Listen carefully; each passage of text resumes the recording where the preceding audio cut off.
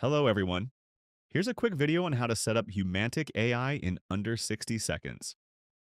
Step 1, go to Google and search for Humantic AI Chrome extension. Step 2, go into the Chrome Web Store.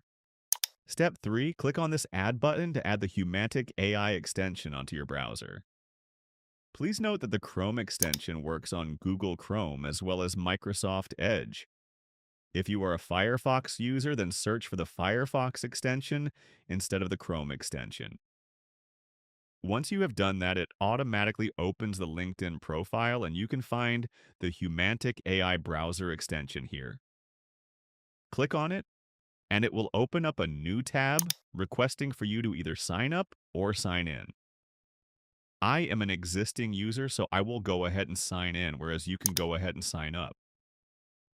Once I log in, it goes ahead and it shows this view. You can click here to view your own profile. So it opens your profile and then it shows you your buyer's insight. And voila, you're all set up and ready to go. Thank you.